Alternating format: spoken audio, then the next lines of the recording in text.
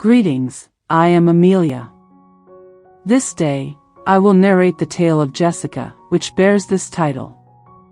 My sister forwarded to me a document entitled My Engagement Budget. I invested $10,000, however, I could not locate my name on the guest list. I declared that, in light of my lack of invitation, would not be making any payments. Consequently, I cancelled all arrangements I had previously financed the following morning. Without further ado, let me introduce myself. My name is Jessica, and presently, I am 30 years of age. Reflecting on my life, I recognize that the complications began during my childhood.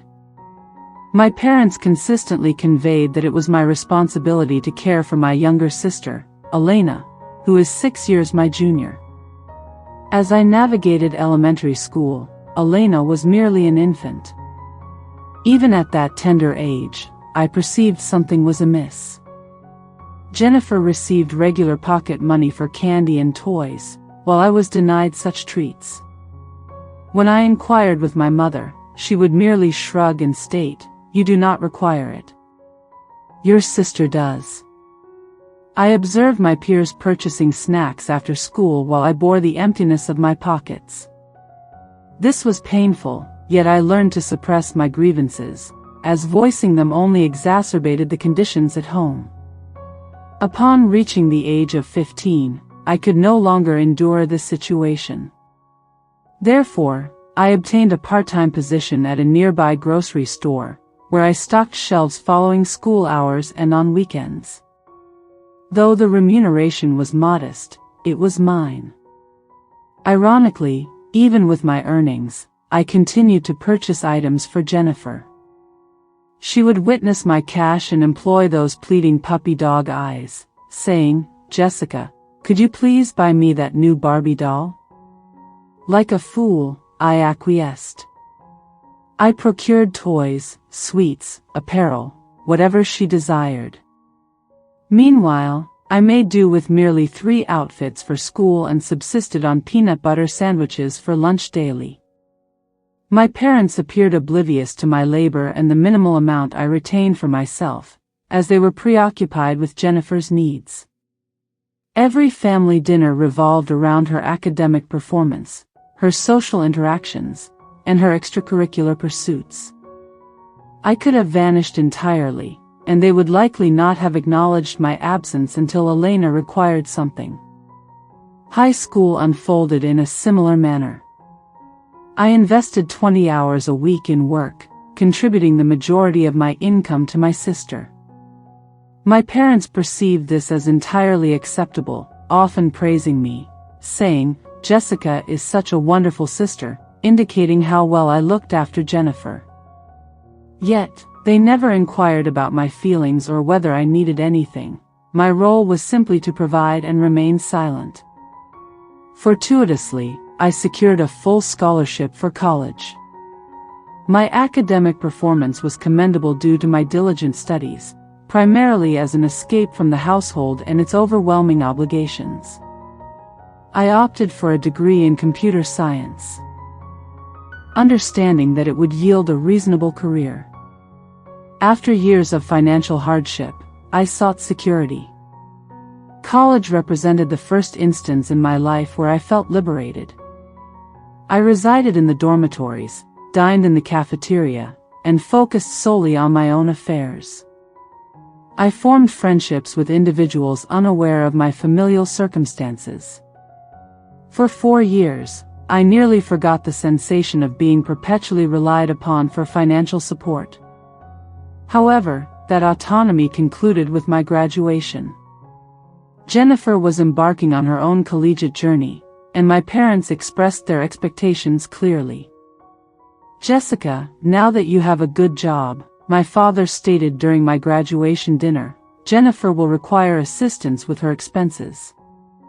We are unable to cover all costs," my mother added. "You are aware of the financial burden of college." I was inclined to remind them that they had never contributed a cent towards my education, yet I refrained from speaking out. I had learned that engaging in disputes with them was futile. Thus, at 24, I commenced my first legitimate employment as an IT specialist at a prominent bank. The salary was substantial, exceeding anything I had previously envisioned. However, instead of relishing this opportunity, I promptly initiated remitting funds to Molen. Initially, it was merely assistance with rent, then came groceries, textbooks, clothing, and entertainment expenses.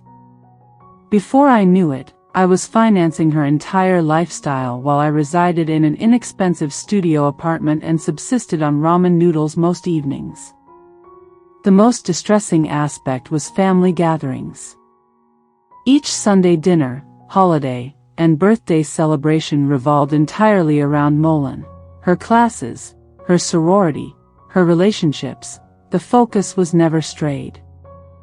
I felt as if I were a piece of furniture, only acknowledged when someone sought to discuss my sister's financial needs. Time passed in this manner. I transitioned to a marginally superior apartment, yet I continued to live modestly as a significant portion of my income sustained my sister. She graduated from college and obtained employment. Nonetheless, she perpetually required my assistance. Car repairs, security deposits, vacation funds, designer clothing for her profession, there was an endless list of demands.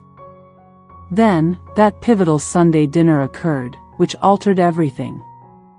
I entered my parents' home as I had countless times before. Jennifer was present with her boyfriend, Jake, a young man she had been dating for approximately 2 years. He appeared amiable but remained a stranger to me, as our discussions rarely exceeded 5 minutes. As we settled at the dinner table, my father cleared his throat, indicating he was about to make a significant announcement. Molen and Jake are becoming engaged, he declared with a broad smile. I gazed at my sister, who radiated joy. Jake appeared both anxious and joyful that I ought to have been thrilled for them. Yet my mind fixated solely on the financial burden I would likely incur. That is splendid, I remarked, attempting to convey sincerity. Congratulations. Thank you, Molen replied with a radiant smile. We are immensely excited and plan to host an engagement party next month. Mother nodded with enthusiasm. It is going to be magnificent. We have already commenced our search for venues. Then came the moment I had been dreading. Naturally, we will require assistance with the funding for the event, Jennifer stated nonchalantly, as though discussing the weather. We will need to cover the venue rental, catering, and a DJ. You will assist us as you always do, correct, Jessica? All eyes were directed at me. This was my prompt to smile and acquiesce as I had done in the past. Yet, something prompted me to pause. Certainly, I replied hesitantly. I can contribute if it is not excessively costly. Jennifer's expression brightened as if it were Christmas morning. Oh, Jessica, you are the best. I will send you an estimate very soon so you can review precisely what we require. The following day at work, I received an email from Molen with the subject line, "My engagement budget." I was quite eager. I opened it during my lunch break, anticipating a reasonable proposal. The document was attached as a PDF, and upon opening it, my jaw dropped. At the bottom, prominently displayed in bold, was the total, $10,000. I scrolled through the itemized breakdown, unable to comprehend the figures before me. The venue rental alone was $4,000. Additionally, there was a florist for $1,500, professional catering at $2,500, a DJ for $800, champagne towers costing $600, ice sculptures for $500, and actual fireworks amounting to $700. My hands trembled as I picked up my phone to contact Jennifer. She answered on the second ring, her tone cheerful as ever. "Molan, what in the world is this?" I asked, attempting to maintain my composure. $10,000? Are you for real? "Oh, please, it is not that much," she replied dismissively. I kept everything quite reasonable. I could have spent significantly more. I rubbed my forehead, sensing a headache building. "Jennifer," I stated firmly, I indicated that I would assist if the costs were modest. "This is far from modest." "But you promised to help me," she insisted. "It is my engagement, Jessica. This is a once-in-a-lifetime occasion. You could ask Mom and Dad for assistance, or Jake could contribute. He is going to be your husband." Silence hung over the line for a few seconds before Molan's tone turned frigid. "Mom and Dad have already provided us with what they could. And Jake is saving for the wedding. I cannot ask him for more money at this moment." "Then perhaps you ought to reduce your budget," I stated resolutely. "Look, I desire to help you celebrate, but I can only provide $3,000 at most. That is my limit." $3,000, she exclaimed. "That will not even cover the venue."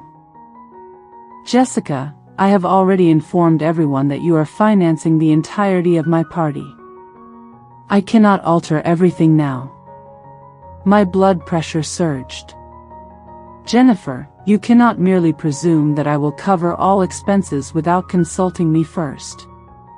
But you have always done so. You have never declined before." "Well, I am declining now. $3,000. Accept it or reject it. This is not a joke, Jessica. I need this funding and I have my own bills to pay. Seek another solution or scale back your plans." She abruptly terminated the call. Yes, she actually hung up. I remained there, clutching my phone, astounded by her audacity to end the conversation akin to a petulant teenager. 20 minutes later, my phone rang again. It was my mother. "Jessica, what did you do to your sister? She is in tears." I informed her that I am unable to pay $10,000 for her engagement party. $10,000? That does seem excessive. For a brief moment, I believed my mother would be rational. "Yet," she continued, "however, you are aware that Molan is younger than you. She requires your assistance. Your salary is quite good now. Mother, if she is unable to afford such a lavish party, she ought to reduce her expenses. Why must Jake not contribute to his own engagement party? They both possess jobs. Well, Jake is saving for their future together, and this matter is significant to me. What about what is important to me? I have supported her for years. I funded her college, her car, her apartment deposits. When does this obligation cease?" Mother fell silent for a moment. "We are not addressing wedding matters yet." Something in her voice caused my stomach to sink. "Yet? What do you imply by yet?" "I mean, we have yet to discuss wedding costs. That conversation is reserved for later." "Oh my God. You have already had discussions regarding the wedding, have you not?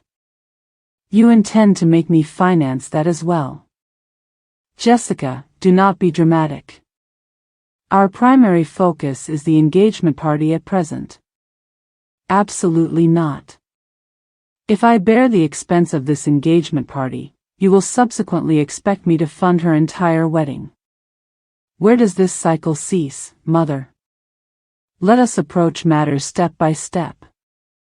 Your sister genuinely requires your assistance at this time."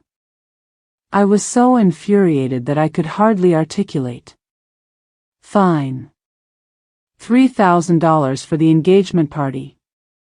That is my final offer. If that is insufficient, she must devise an alternative plan. I terminated the call before my mother could argue further. My heart raced, and I experienced a wave of nausea that I had never confronted my family in such a manner before, and the experience was both distressing and liberating simultaneously. However, it was naive of me to assume they would relinquish their demands without resistance. In the ensuing days, Jennifer began to share posts on Instagram and Facebook frequently. Daily, she published new updates, lamenting how I had declined to assist her with her engagement celebration, and expressing her surprise at such betrayal from someone she considered her closest confidant. She shared nostalgic childhood photographs of us, accompanied by captions like, "I believed my older sister would always support me." It seemed that, for some individuals, financial matters outweighed family ties. Yet, the most distressing were the videos in which she wept, conveying her feelings of heartbreak over my perceived abandonment during her time of need. My phone incessantly rang, with various relatives and friends voicing their opinions on my so-called selfishness. "Jessica, it is merely money," my Aunt Linda remarked during one particularly agonizing conversation. "Family should take precedence over financial concerns. She is your younger sister." My cousin Mike chimed in during his call, saying, "You are expected to provide for her." Even my grandmother participated, expressing her disappointment in my actions. The weight of guilt became unbearable. Perhaps I was indeed acting selfishly.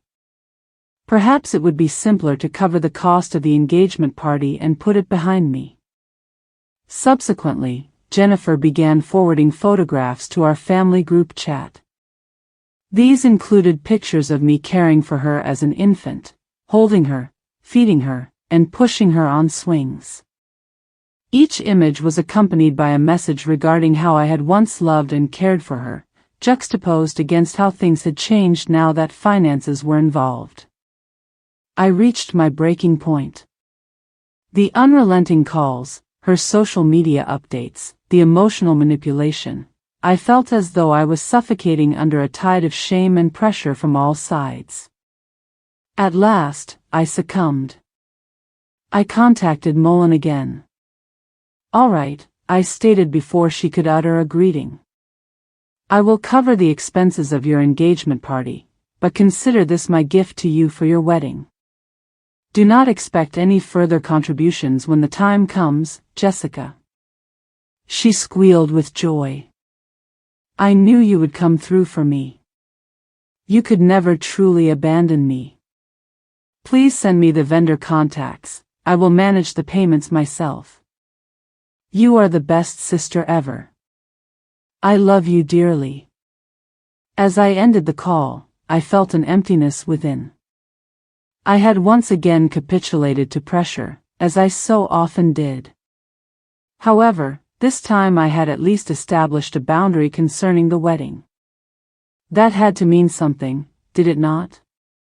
Within an hour after speaking with Elena, she had sent me a comprehensive email containing all the vendor details, including wedding planners, caterers, florists, and DJ services.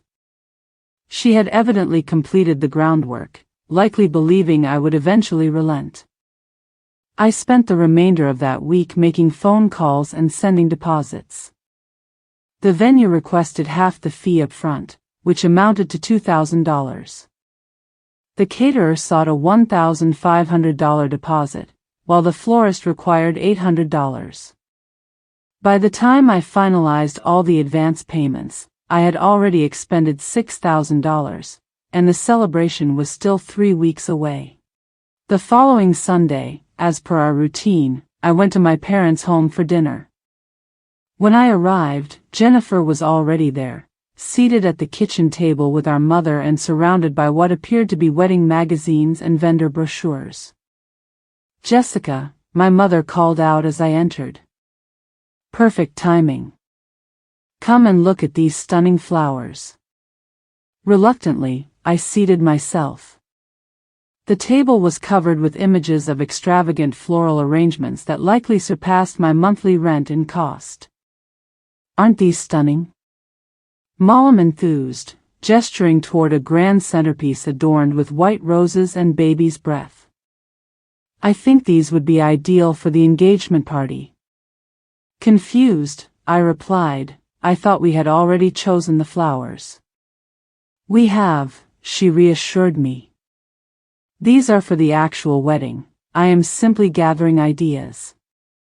My stomach nodded. Jennifer, I have already indicated that my gift for you is the engagement party. I will not be funding your wedding as well. She waved her hand dismissively. I understand. I am merely looking. It does not hurt to dream, does it? Throughout dinner, my mother and Jennifer discussed engagement party details, guest listas, decorations, and the evening's timeline. I remained mostly silent, picking at my meal while attempting to avoid contemplating the substantial amount of money I had already invested. After dinner, as I prepared to leave, I noticed a piece of paper on the side table. It appeared to be a guest list, and I picked it up out of curiosity, eager to see how many individuals would be attending the $10,000 celebration for which I was financially responsible. The list was extensive, probably containing 60 or 70 names. I recognized a few family members and some friends of Malin whom I had met, but many names were unfamiliar. They included individuals from Jake's family, his colleagues, as well as people from Malin's workplace. I examined the list twice, searching for my own name. It had to be on there somewhere. I was financing the entire event, yet my name was absent from the list. Jennifer, I called out, still clutching the paper. Why is my name not included on this guest list?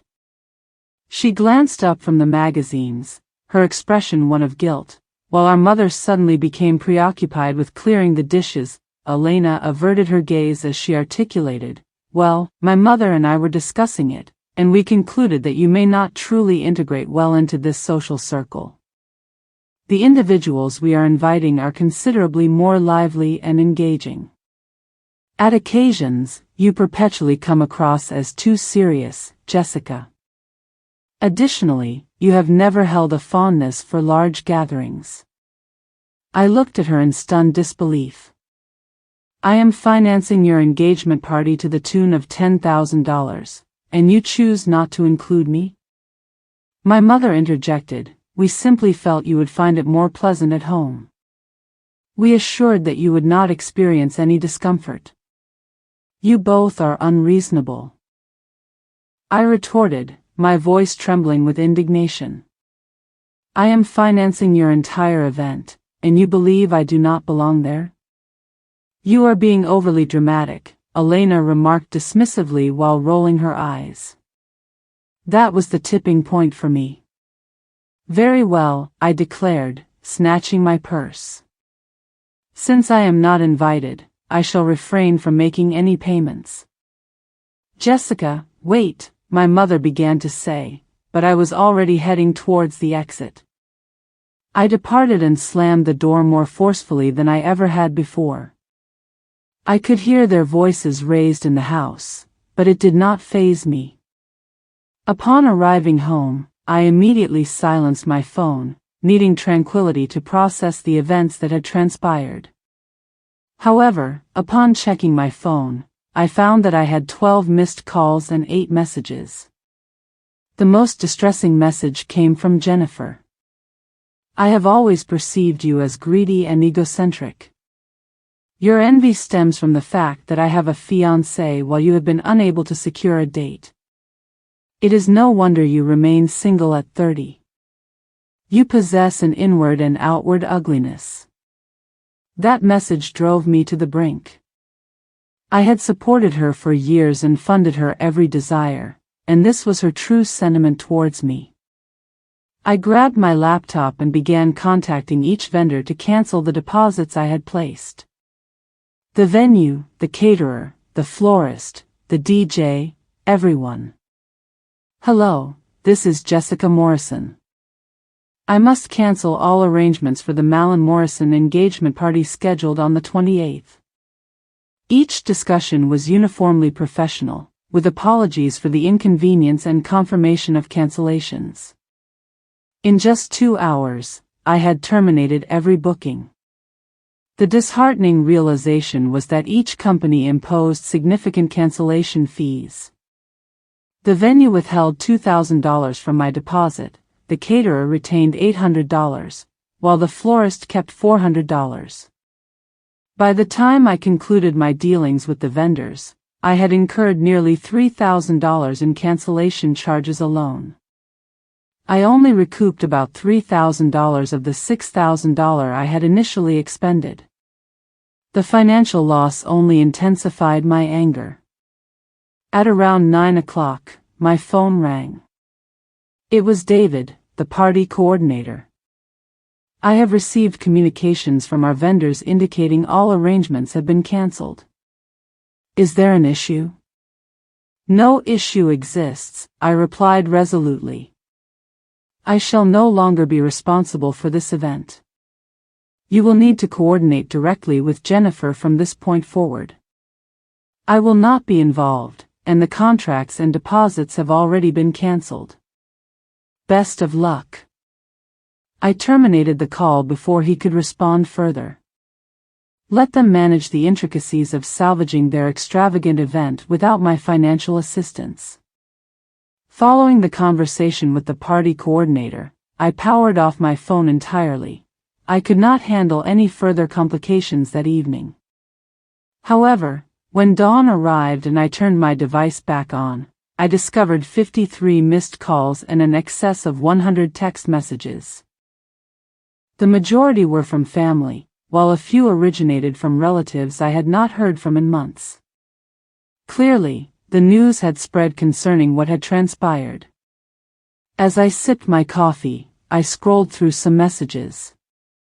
Aunt Linda had messaged me thrice instructing me to call her without delay. Cousin Mike sent a lengthy message concerning familial loyalty. Even my grandmother, surprisingly adept with technology, had managed to send a text chastising me for being selfish and ungrateful. Yet the most distressing messages came from my immediate family. My mother had inundated me with around 20 messages starting with, "Please call me," and concluding with accusations of how I could mistreat my sister. My father had left several voicemails that I could not bring myself to listen to. Jennifer's messages were particularly venomous, branding me with numerous derogatory terms and holding me accountable for the devastation of her life. The last message declared, "I hope you feel content. You have obliterated everything." I was still sifting through the turmoil when heavy, furious knocking reverberated on my front door. An angry voice called out, "Jessica, I am aware you are inside. Open this door immediately." I could also hear my mother and Molin's voices united in their demand.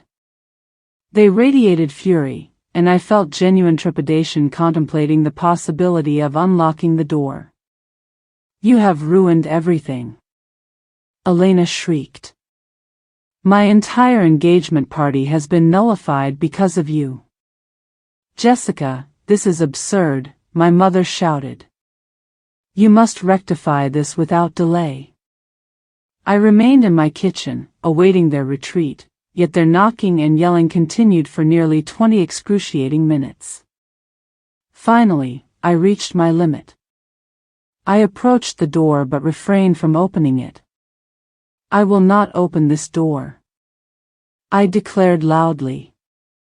"Jessica, cease this childish behavior," my father demanded. "You must amend what you have done," Elena shouted. "Would you like to understand what epiphany I have experienced?"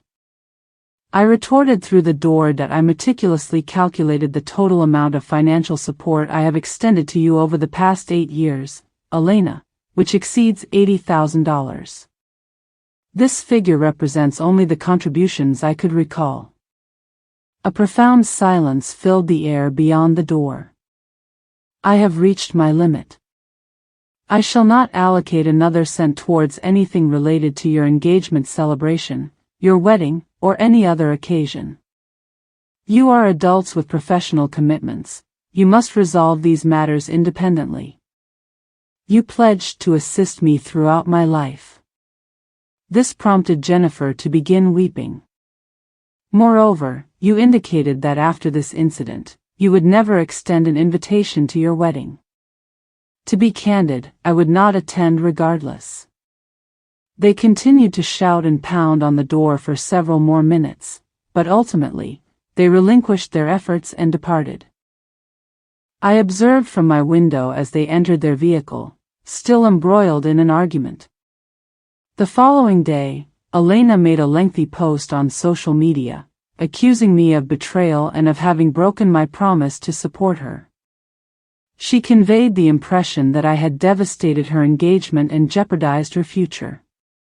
Numerous friends commented with empathy, lamenting what a dreadful sister I was.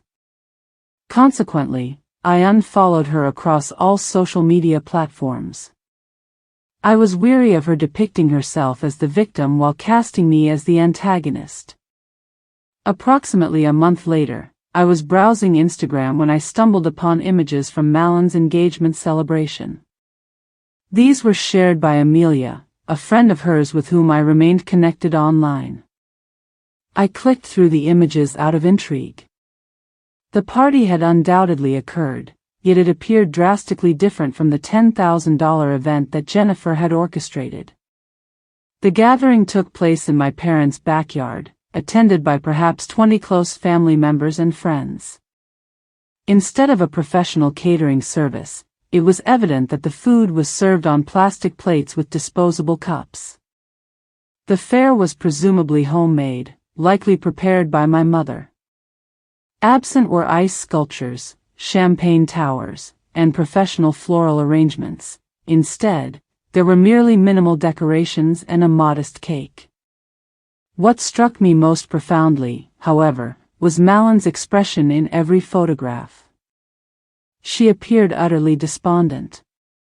Even in images where she was supposed to be smiling, her demeanor was forced and unhappy. This was meant to be her ideal engagement party, and yet she resembled someone attending a funeral. I found myself feeling a hint of sympathy for her. All the drama, the vitriolic sentiments, and the familial discord culminated in the very modest celebration I would have willingly contributed to in the first instance. Following my viewing of those images, I did not communicate with my family for an entire 3 months. This marked the longest interval I had gone without interaction with them since childhood. Remarkably, it was a serene period. I had not realized the extent to which their incessant demands had been stressing me until it ceased. I utilized the funds that would have been allocated for Malin's expenses to begin saving for my own apartment, a genuine apartment situated in an appealing neighborhood, rather than a dilapidated studio. For the first time in my adult life, I prioritized my own needs. Then one day, I received an email from Malin with the subject line, "Wedding Invitation." I nearly deleted it out of hand but succumbed to curiosity. The email read, "Jessica, I wish to convey that you remain invited to my wedding. I am aware that we have experienced our differences, yet you are still my sister. However, prior to your attendance, you must apologize for your actions and remit $15,000 towards the wedding costs. After fulfilling these conditions, I will extend my forgiveness, and we can advance beyond this." I genuinely laughed when I read it. Even after the preceding events, she still presumed I would finance her wedding and believed that I owed her an apology. I responded, "Jennifer, kindly remove my name from your guest list. I shall not be attending your wedding, nor do I require your forgiveness." I will contemplate reconciliation when you acknowledge the manner in which you have treated your sister and apologize to me. Until that time, I request that you leave me in peace.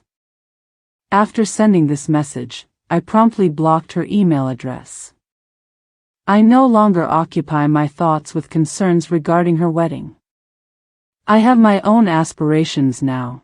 I am contemplating the purchase of a condominium next year, an opportunity that would have been unattainable while I was funding Malin's lifestyle.